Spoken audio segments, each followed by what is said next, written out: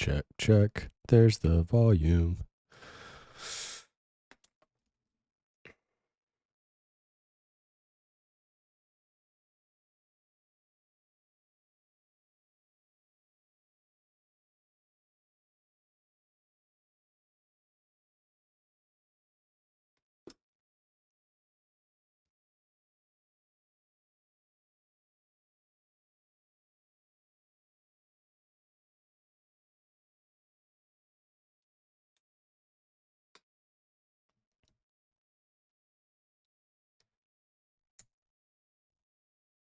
The thrilling and entertaining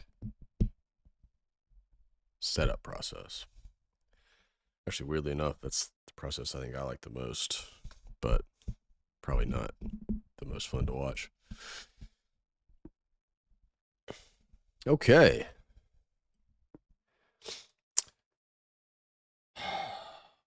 Happy Tuesday, May 23rd. I put in the title that it was, what did I say? Somehow an eventful May 23rd. I posted on Twitter a couple weeks ago how this May 23rd, random Tuesday, was going to kind of be somewhat, somewhat eventful, I guess. Maybe not eventful, but there's going to be a couple things to be excited about. And I'm really excited. One thing to be excited about, another thing to just kind of keep an eye on in terms of new things coming. I think the thing to be excited about for a lot of people, video editors, content creators, anything like that, is Final Cut Pro coming to iPad finally. I'm excited about that. It's that's been kind of a long time coming. It only came to M1 or M2, M1 and up iPads. Obviously, there's M2 versions now, but it's just felt inevitable for a really long time. The power of the Apple Silicon, the M series processors has long been able to handle these professional desktop level apps and things like that. So I'm just glad to see him do it. It obviously some rework had to go into it, but it's just nice to see it finally come. The other thing is HBO Max is no more. It is now just Max. Whatever. It doesn't really matter. The if you're already subscribed to HBO Max, you just use your same login information, things like that. The web UI at least is incredibly similar to what HBO Max was. There's not a whole lot difference. They had a similar, header up top showing, recommendations and kind of cycling through there. Little slightly different navigation structure. Previously, they had kind of a hamburger menu slide out on this left side, pull out, and somewhat of a confusing menu. And maybe they have, you can drill down a little bit, not really, but the Practical Jokers. The navigation, that side menu, I like hamburger style side menus like that, but that one it just had way too many options. I think that was part of what HBO was trying to kind of get rid of and consolidate with this app, even though they're bringing in more content with the merger of Discovery Plus.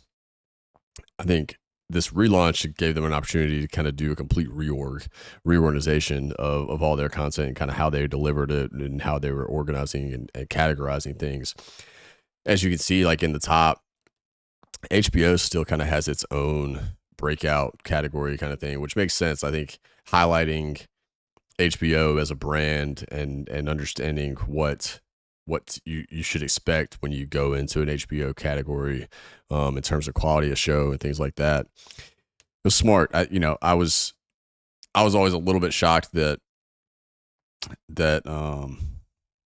they were just going away from HBO completely. I don't know. I always just kind of felt like that brand carried more weight than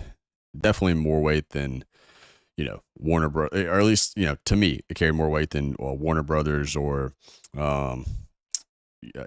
anything like that. Warner Media, Discovery, any of those kind of brands. So I was surprised to see them just kind of get rid of that and lean more into the Max branding. Um, just Max is just not necessarily that original. We've had Cinemax, they had Max branding for a while. Um, just a lot of those kind of things. That's kind of, I don't know. It felt like they could have done more, especially in the sense, I feel like it's going to be very confusing for a while to just, have such similar naming apps with such similar naming functionality. Not, I think they're going to get rid of the original HBO Max app, but I think there's just going to be a lot of confusion for a while on, what they should, what people are calling it, what they're doing, all those kind of things. It's just going to be, interesting for a little bit. So I'm interested to watch. I just feel like HBO as a whole for the last few years until this merger got complete has kind of been not necessarily in limbo because they've still put out a lot of great stuff and um obviously have been doing a lot of things in the background. At one point they were owned by AT&T, then AT&T sold them off to Warner Media and all these little things that were happening. And I feel like maybe now they finally have kind of got figured it out and are not going to kind of keep changing. We went from HBO Go where it was just straight, if you pay for HBO through your cable provider, then you can watch it through HBO Go. And then from there they went to HBO Now where it was a completely standalone service. You didn't have to pay for cable. It was $15. You just get HBO that way. And from there we've gone,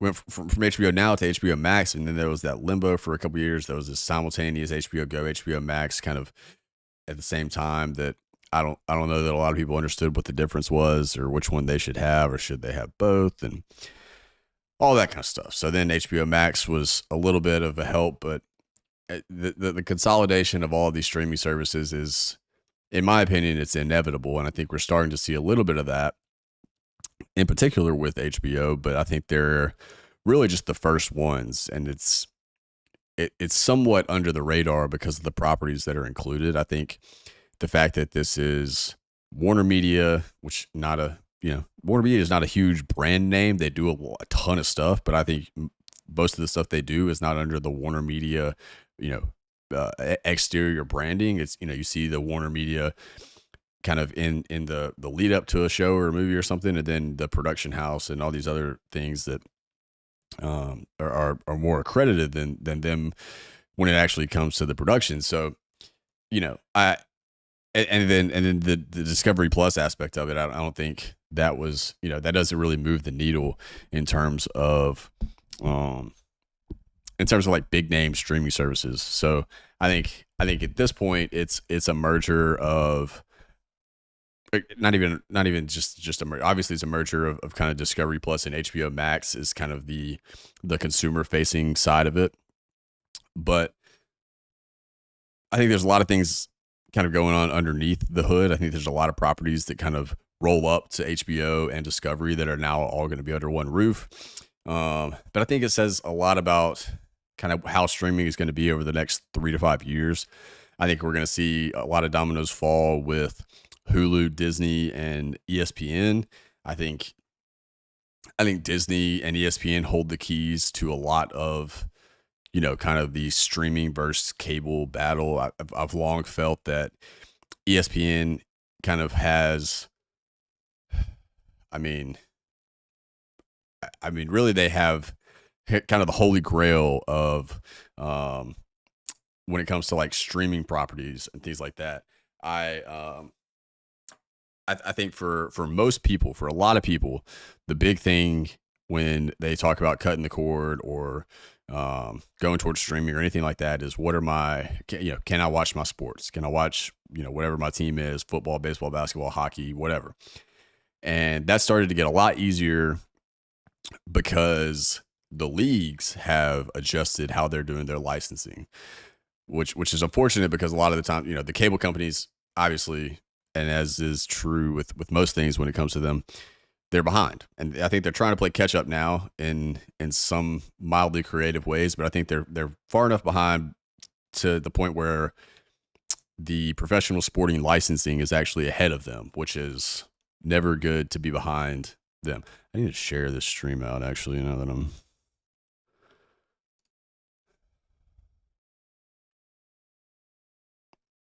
I always wonder why nobody's watching. And I'm like, oh yeah, I didn't tell anybody that I was streaming. And not that it matters, that I do enjoy having the recording itself so that, so it's up there and I can edit it or whatever. Good grief, my computer's going slow. I got to update to some of the M series. Something with Apple Silicon. This is bonkers. I accidentally clicked on an image and it's going to take 20 minutes just to. Yeah, I know you're crashing because. Okay. Yeah, I gotta get something with the M series. Random and off topic, but I'm currently running a 2018 Mac Mini, i7, 32 gigs of RAM, terabyte storage, irrelevant. But it only has integrated graphics, which is, not great if you are familiar with graphics and things like that. I have an eGPU over to the side over here running Radeon 5700 XT, I believe. AMD, yeah, Radeon RX 5700 XT. And it's fine. It helps a lot in like video editing and things. But anytime, it's external, it's not built in. It's running off of Thunderbolt 3, Thunderbolt 4, Thunderbolt 4, Thunderbolt 3. But it's not the same. So I gotta get something with integrated, not even integrated graphics. The M2 chip with its integrated graphics is unbelievable.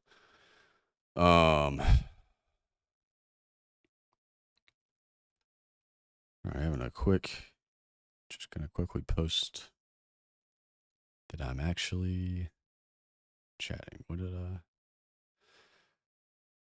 Holy cow! Okay.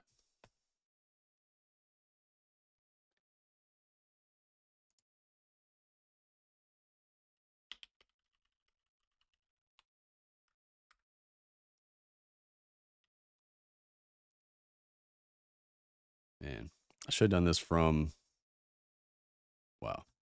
Okay. Holy cow. I really, until I started streaming anything, never felt like my computer had any kind of issues. Even video editing, it handled things well. But man, it is struggling.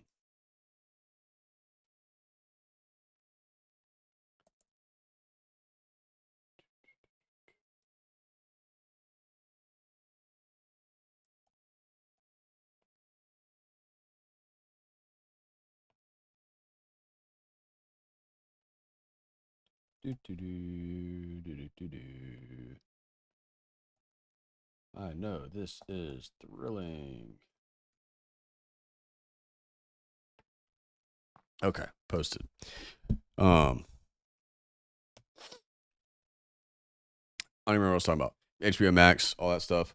Yeah, HBO Max is gone. It's Max now. The app, like I said, pretty much the same. Very similar, more content. They have a ton of content. That is the thing. I think as you look at kind of the streaming landscape as a whole, there are obviously it is oversaturated right now with a lot of competition, but a lot of crap too. There are a lot of people that are probably looking to like, okay, what are the one or two services that I should get, on a regular basis that I'm not canceling every few months or whatever it is, whatever, kind of fits in your budget that you have for these types of media things each month. I think for the last decade, Netflix has been pretty much number one. Not a whole lot of people when it came down to like, okay, I need to save, $15-20 a month. What can I get rid of? Most of the time, Netflix was further down that list when it came to like examining streaming services and whatnot. You would look, You look at HBO Max, you would look at Apple TV Plus, Netflix, Hulu, all those kind of things. Netflix was probably closer to the bottom in terms of like thinking, oh, I should actually cancel that to save some money and then, revisit that down the line. I think over the last year or two, since the pandemic, maybe, and even more so over the last 6 months, Netflix has really moved into that spot where especially because of how they've increased their prices, Netflix has really moved into that spot where it's not really that unreasonable to just be like, oh, I'm just going to get rid of Netflix for a few months. And then, once a few shows come out that you're, really excited about, you pick it back up and then you pick your subscription up and go.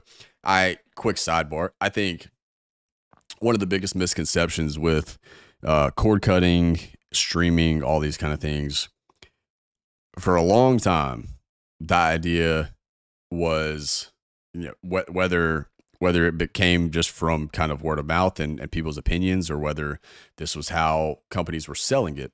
But for a long time, the idea, at least, was that I can cut the cord and save money. YouTube TV launched initially for $35 a month, flat rate, out the gate, good to go. Had ESPN, whatever. As businesses do, and as they grow, the prices started to increase. Because what happens is these companies, especially, I'll use YouTube TV as a specific example. YouTube TV is obviously run by YouTube, which is owned by Google. So Google can run YouTube TV for years. I mean, technically, they could run it for decades, lose money every year, and it not matter.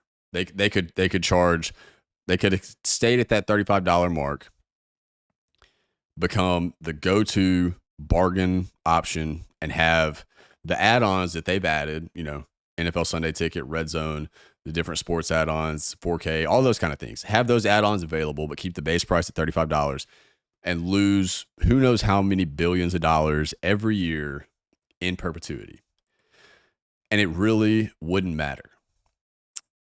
Which is like the unfortunate part, that they didn't do that, because I mean, as much as that dream exists in just that, a dream form, no company is going to do that, because that's just, at the end of the day, it's a business. So what happened was that when they started, they were able to do that and say, okay, for X number of years, we're probably going to lose money running this service, but we think that gaining those users will get them not only into the YouTube TV ecosystem, but in the YouTube ecosystem. And maybe they'll go over here and try YouTube Premium, and maybe they'll just start to use more Google services. Maybe. But even if they don't, they will, without a doubt, click on and view Google ads and other things that they can monetize. So that's why it doesn't matter. Even if they lose X number of dollars because of the low price, it doesn't matter. They're going to still make that either on the back end, or their search business and ads business and all these things is just going to run in perpetuity, and they're just going to continue making as much money as they can. But that's not necessarily the case with all these other streamers. So many of these companies started out early on, and they said, oh yeah, we're going to match, whatever, Netflix or whoever, at $9.99 a month. And then they start to increase the price because they have to, not because they just are trying to make more money, because they have to survive and to even get to the point where they're breaking even. But if you don't have the content to back it up, you're either going to get bought up by somebody. You look at the Cheddars of the world. IMDb TV got bought by Amazon. Some of these free models that do run on ads are that's a separate kind of business. It's separate. It's kind of viewed separately on the bottom line in a lot of cases. But some of these companies, they start out and then they can't sustain it over so many years, which is why I think you're going to start to see, pretty much every major network has come out with their own streaming service. You got CBS has Paramount Plus. ABC is essentially broken up between Disney Plus and Hulu. NBC has Peacock. Fox is essentially also kind of in the Hulu universe.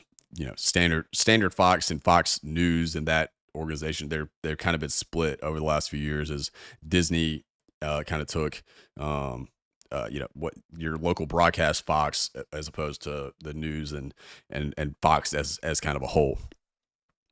So all those are going to kind of continue to run, and a lot of them have the money to back those services for a long time, or they're going to realize, hey, we're not really making a lot of money. We're not. Yeah, I look at NBC's Peacock specifically in this example, thinking, okay, they have a free tier, so they're getting ads. They have things. NBC is another company that they can kind of run that and not make a ton, but running the ads, they're still going to make some money because people NBC has that kind of baked in first movers advantage of people trust it, Olympics, all those kind of things. But again, for a company like Peacock, specifically NBC, if they're not gaining all of the users that can allow them to kind of continue to compete from a financial standpoint, what they should realize, what I think would be wise, and what kind of started and allowed Netflix to kind of be what it was, is, Peacock has what I view as some of those valuable licensing shows ever. Like The Office, Parks and Rec. You could sell those and license them out at 3-year stints forever for hundreds of millions of dollars. And that alone would offset some of the streaming costs. So I think we're going to see a lot of that. Apple TV, was it Apple TV? No. HBO. Maybe it was Apple TV. One of the services, I can't remember if it was HBO or Apple TV Plus. I think it was HBO, actually.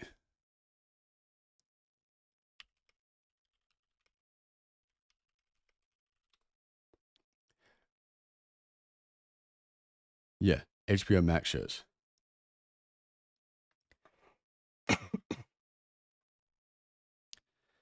So HBO's doing it with some of the shows that they actually have canceled.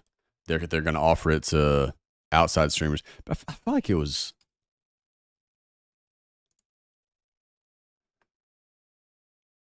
No, it wasn't Apple TV. That's not an Apple thing to do.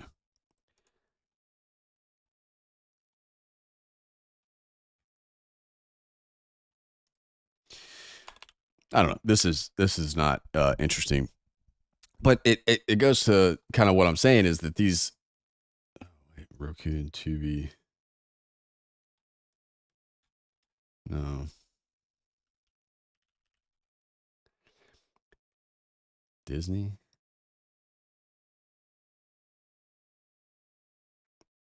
Maybe it was Disney. Maybe it was Disney. I don't know. Either way, that's just kind of what I was referring to is in order for some of these companies, and not even smaller, Peacock's not a small company, or NBC Universal is not a small company. They're a major company. So a lot of these companies are going to realize that just from a straight like money making opportunity, it's dumb not to license out these shows that they look. Having all these shows is just hard drive space, and maybe duplicating servers and having them in different locations and things like that. But all of these shows it's just storage on a hard drive. So licensing them out, let's really get down to the weeds of things. It's either, an FTP file transfer from one server to the other, from one network to the other, from one streaming service to the other. It's a download in a secure way. It's all these things. It's very low maintenance, not difficult, with a ton of money just sitting there. And I would assume that the fear, I would assume that the fear is, oh, well, if you can just get those shows elsewhere, whatever. And that makes sense. Sure. I guess there's some creative maneuvering that people could do to get around that in terms of like, for HBO, for example. Okay, yeah, we're going to license out, Succession and, the Max Original Flight Attendant and maybe The White Lotus. But, if you want to see The Last of Us, now you got to come over to HBO. Oh, you want to watch all of Curb Your Enthusiasm, you come over to HBO. Things like that I think, sure, there are ways to kind of give people a taste without making them download another app, go to a different service, create another login, all those kind of things. Like if you go watch, Westworld on Hulu and you think, oh man, I'd like to see what else HBO has. Let me go do it. Lower barrier to entry that I think a lot of people would probably benefit from.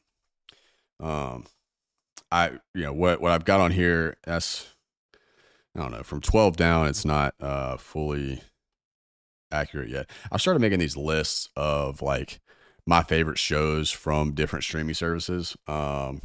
This one, obviously, it's kind of with their changes the HBO's done. As you can see, like I've got, its favorite shows from HBO and HBO Max original kind of things. So, um, I'm not going to give a lot of details here. I just found it interesting as I was kind of looking through things. The Last of Us, Westworld, and Succession were kind of my 1, 2, 3 without really much question. I need to rate that one. And I mean, they were really, really, really, really incredible. But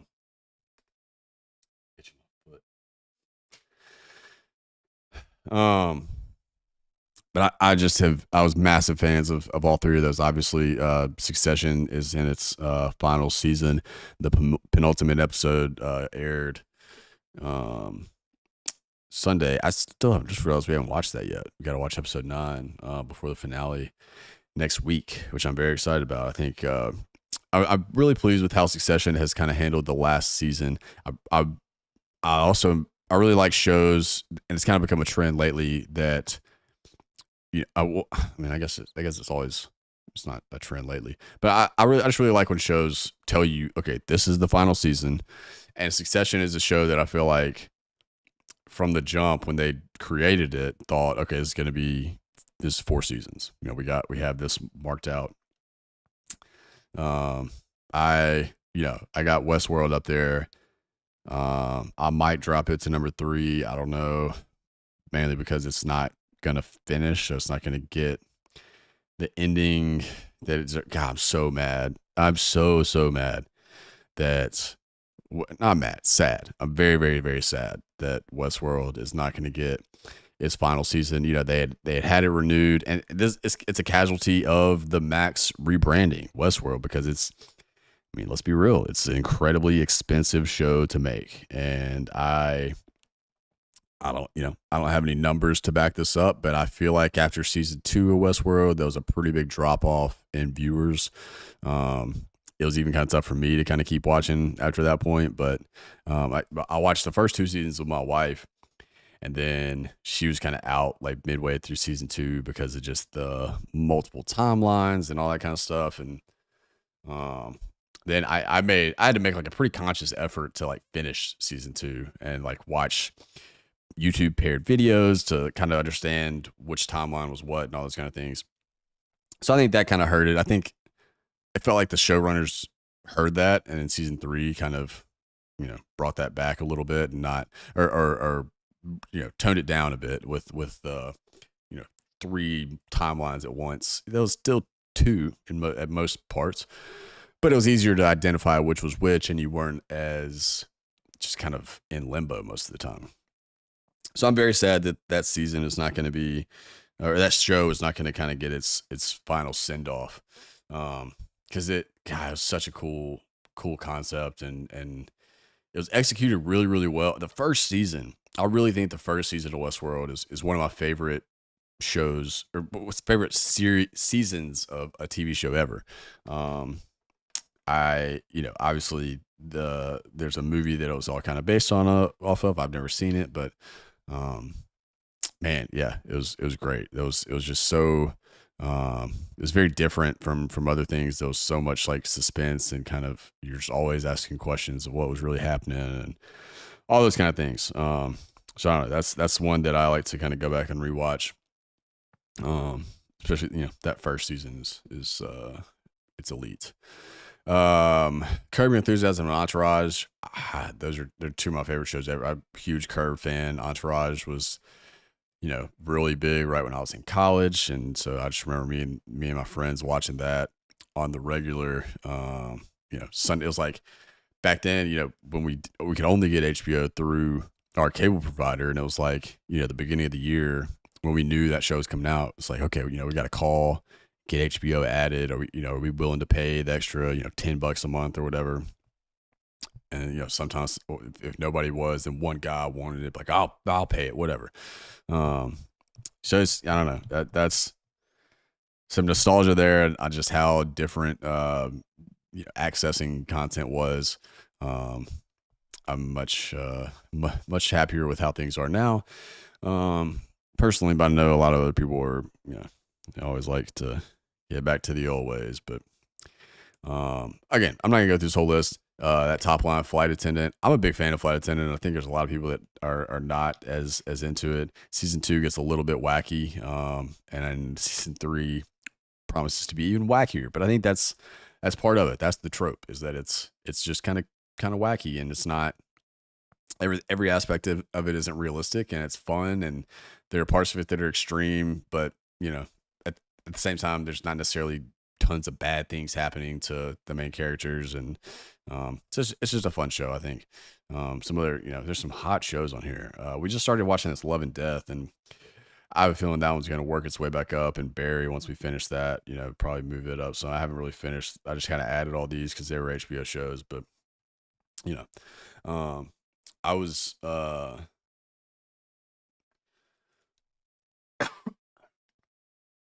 really enjoying Love and Death. By the way, that's it's been a really good new show that my wife and I just started this week. Same kind of thing here.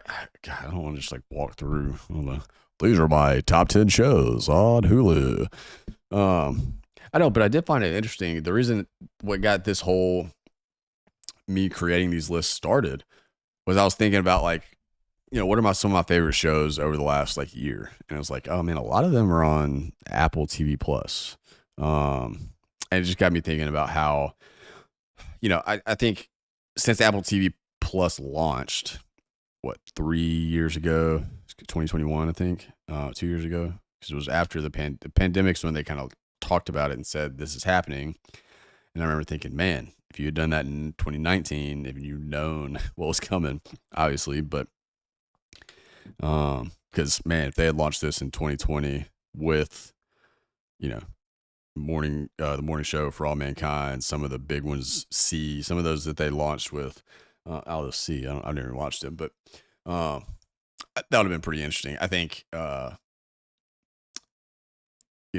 obviously you can't predict the pandemic, but I think they were, well, unless you're a pandemicer, but I just thought it was interesting how many of like the shows that I held in like such high esteem over the last 2 years were released on Apple TV Plus. So that was it. It just stuck with me. I mean, Severance might be my favorite show of the last, I don't know, 5 years. Favorite new show. I mean, it's up there for me with the Westworlds, the Last of Us, Silo. Those are all up there, in kind of the same ballpark for me. Silo, I've got it ranked 9 out of 10 right now, just because we're not done with the season, but very well could kind of turn up to a 10. Severance, man, I love Severance. I'm so bummed that the writer's strike is still happening, in the sense that the writers haven't gotten a fair deal. I think, hey, we back the writers around here, but I'm bummed that Severance is going to be somewhat of a casualty in terms of like delaying its release. And not, that's selfish as a viewer to say that, but because obviously it's, the strike is it's for a good cause, and for people to get what they deserve, and in terms of payment and things like that. So, but I think, shows like Severance and others will be somewhat casualties because they're still kind of in production. But I think Apple TV Plus has kind of put out some bangers. They really, again, like I was saying, when they launched, it was, I don't think they explicitly said it, but it very much felt like they were going after the quality, not quantity route. They were pretty explicit early on that they weren't just going to like license a bunch of back catalogs of shows. Cause, like I was saying with earlier with, like The Office, Parks and Rec, shows like that, it'd be really easy for, NBC, Universal, Peacock to license those shows out to whoever wanted to pay them, and then everybody gets them and whatever, or like they're doing, keep it to themselves in a proprietary fashion and make it kind of a selling point. And like what they're doing with The Office, it's a very, they've added the director's cut or the deleted scenes version, so they're kind of giving it a fresh cut. But Apple was pretty explicit that they weren't going to just license old shows like that. So I think that's, why am I burping so much? What the heck? I think that's a very Apple way of them to do things. They obviously they like to do things their own way. They like to not really like rely and depend on others for a lot of things like that. So I don't know. I felt it was interesting because I think Severance, Ted Lasso. I was a big fan of Shrinking. I really like Mythic Quest. I know that's not necessarily one for everybody. The Last Thing He Told Me was really good. I think that's only going to be a mini series, but just like a really good variety of shows. Hello Tomorrow I haven't finished yet. For All Mankind haven't finished yet. My wife and I kind of gave up on that, so I'm probably gonna watch that one solo. Same for Hello Tomorrow. Little America was a series I really enjoyed. It's not a continuous series or show. It is, I think the first season is like 10 episodes, and each episode is an individual story. And so they tell different stories of different people of different ethnicities, backgrounds, income levels, all those kind of things. And they're just very, very interesting. They're really cool. They show a lot of different ways of life across the country, and how different people live, how people immigrate into the country, and then how their lives are. And it was really, really interesting, and some really like, heartwarming and comforting stories that, some of them are very sad and show, kind of the real world in a sense. And so I don't know. I liked, I was a big fan of Little America. It was a good show. I need to actually watch season 2. I never really, I didn't pick back up on that, but TV time has just gotten a lot more limited, as I've, become a father. So that has been, I made a reality list too. We're big on reality TV around these parts. I don't know if y'all are in on the Vanderpump Scandival nonsense, but that's been wild lately. We didn't get into Survivor until lately. Big fan of The Circle, big fan of The Challenge, big fan of Love is Blind, Catfish, The Bachelor. I mean, all this like just garbage TV, background noise, time wasters. But I mean, come on, we just eat it up, right? Everybody's got to have a reality fix. A sleeper. 2 sleepers on this list that might, I don't know, maybe I'll move them up, but are like some of my personal favorites, because a lot of these I watch with my wife. She got me into reality TV, so a lot of these I watch with her. But there are 2 on here that I think are more like for me, and that are more my speed, more of like that I would just watch by myself, even if my wife didn't watch with me. Magic for Humans, outstanding. Justin Willman, awesome.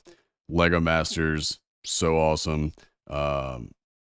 Will Arnett is a hilarious host. He's one of my favorite hosts. Great podcast, Smartless, by the way. Magic for Humans, really good. Justin Willman is an incredible magician. Makes it really fun. It's actually like a cool. It'd be like a good show for kids, I think, and adults who like magic. Great American Baking Show, obviously, or Great British Baking Show. Where do I guess I need to add that. Okay, so it says Great British Baking Show, but the logo or the artwork is Great American. Whatever, I'll fix that. But I don't know. I just been making lists. So I think that's one cool thing about Tracked is the list you can make, you can share them, you can rank them, you can vote, list, all those kind of things. So they are pretty cool. Jury Duty. We've been watching this show, and it's it's great. It's very funny. It's a really interesting concept that I hope either this series continues with or others copy. But um, essentially, they're following a trial that's going through jury duty. Everybody on the jury, everybody on the show, everybody that is filmed is an actor except for this one dude, that dude right there, right here, Ronald. Um, and it's wild. So that he thinks it's real. He thinks it's all for real. He thinks they're just shooting a documentary for the like to show how jury duty, the process of jury duty works, and all those kind of things. So he just goes along with everything. He's awesome, by the way. He's so great. He seems like a great dude in the sense that like um that he gets voted as like I don't know what they call it, like the chairperson, basically the spokesperson for the jury. Um and he just is like, I mean, he's almost like everybody's just like uncle or friend, and like someone, there's this lady that like keeps falling asleep and he like has to kind of keep nudging her, and then she's like, it's like an older woman, and they kind of have like this bond over that, almost like a grandmother kind of thing. It's just very very funny. It's like the Truman Show in real life. They're at one point, they get sequestered in a hotel. Everybody at the hotel is an actor or all in on it. They go on a field trip to like the scene of the crime that the the trial is based on. They go to, it was at like a warehouse. They go there. Everybody there is in on it. It's great. It's very, very fun. It's on Freevee, which is kind of probably the weirdest part of it. I think it's cool that it's on Freevee because probably not a lot of people know what Freevee is. Freevee, Freevee, as you can see here. Freevee is owned by Amazon and used to be IMDb TV. Oh. And they changed the name to Freevee, and it's a completely free service. You don't have to have an Amazon account. You can watch it on Amazon as like one of their channels, but there are still ads. Or it has its own app that you can watch and still has ads. So these are all the shows. Not a ton of bangers on there, but I will say, other than Jury Duty, this show Sprung right here, it's a really good time. It's not it's not the most cinematic or just like the most incredible show of all time, but it's just fun. The concept is COVID's happening and they need to get people like low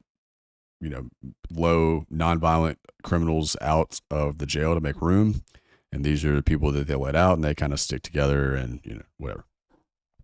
So it's very interesting. They get into mishaps and mischief, and I wonder if there's gonna be a season 2. I think that'd be interesting, but they definitely left it open because there's romance and those kind of things. So that was just a random. Ended up on all the stuff from Freevee. Just realized that, hey, I can just click on the streaming service and it'll show me all the shows on there, which I kind of was trying to do yesterday. How long have you been streaming for? 44 minutes, 45 minutes. That's pretty good. My son's getting a really good nap in. That makes me happy. All right, I don't have to keep talking about TV and all that stuff. I don't know. It's been a good day. I went to so I live in Huntsville, Alabama. I don't know if I've ever said that, but I live in Huntsville, and my mom lives nearby in a city called Decatur, where I grew up, and I went over there earlier to a museum. It's Cook's Pest Control. They have a museum of pests and insects and all these kind of cool things for kids, and it's really great. It's the first time they built a new museum, like 2018, 2019, something like that, maybe before then, but It's the first time I've been, first time I've taken my son Jones, and he had a big time. It was a lot of fun. Got to see some cool critters and some snakes. Had a little like alligator, turtles, fish, all sorts of cool stuff. So that was a lot of fun. We got to eat. Ate lunch with my mom. Or just kind of hung out. I think she'd already eaten, and I kind of ate. But they have a cool little restaurant there that we ate at, and had a little Chipotle chicken wrap. Um, it was fun. I think I've really started getting Jones out more and more, and I think I feel like more and more comfortable getting him out and just kind of going out and doing things. Not like stressing as much, and so that was a lot of fun. I like taking him to these kind of museums and letting him kind of explore around. It's fun to go to Decatur where I can kind of I get to hang out with my mom and get to be in kind of familiar territory. So it was just a really good morning. I like it. As little as I am, I don't even think that's the right way to say it. As much as I am not like a morning person, um,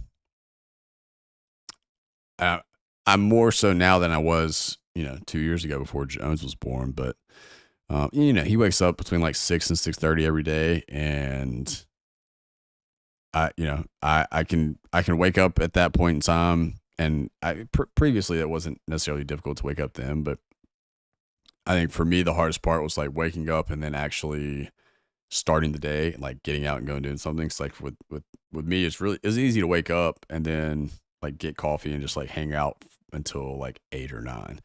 Yeah, that was oh, encoding. My computer is tripping out. But it's easy to wake up and just like chill until like 9 or 10, and then be like, okay, now I need to go, do something. But um, when it came to like just actually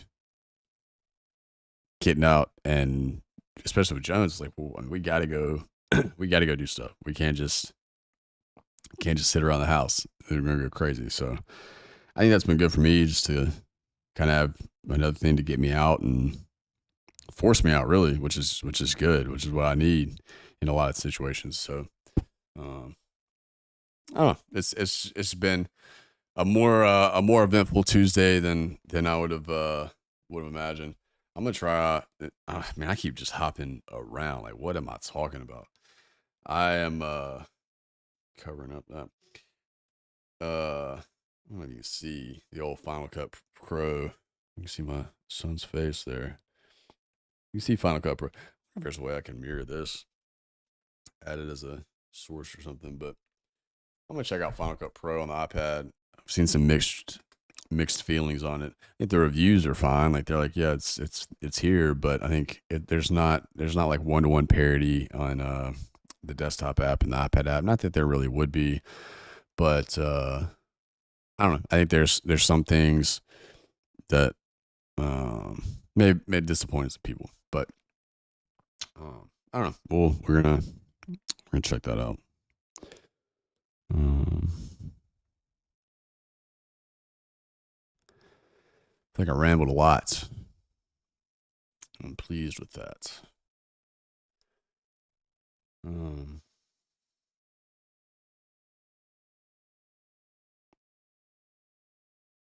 hmm.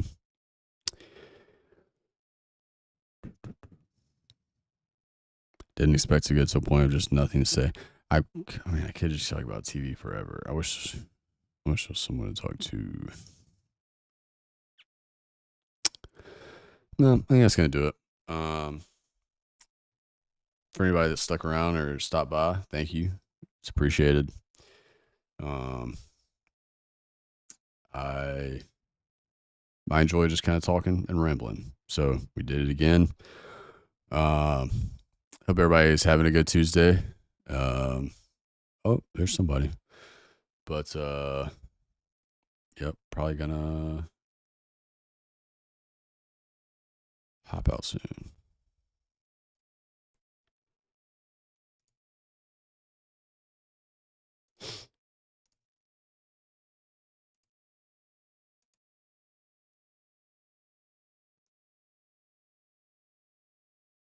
get a viewer right when we're ready to shut it down.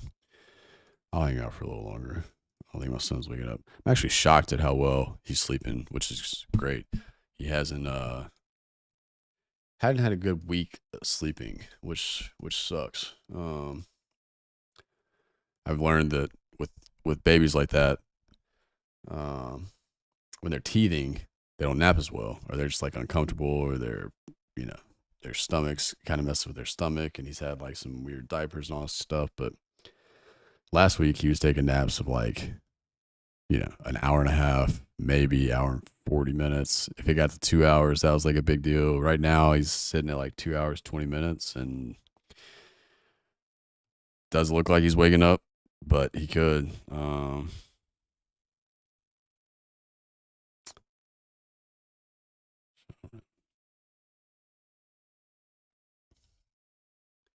Just hopped over to the news section, see what's popping. Oh yeah, Microsoft's having their build conference. I should have hopped on that. Have to see what kind of stuff they announced. I need to check out. I keep seeing Adobe's this generative AI fill. That looks crazy cool. Um, Man, some of the AI stuff is gonna get out of hand quickly. Um, I can ramble about that for a while. Wonder if I can get one of these. No, Nvidia's. It's got to be AMD. Nvidia's don't work. Okay, maybe my son is waking up. Either way, that's gonna do it. Enjoyed the ramble for 52 minutes ish. A lot of good TV chatter. Um, so until next time, my name's Pete.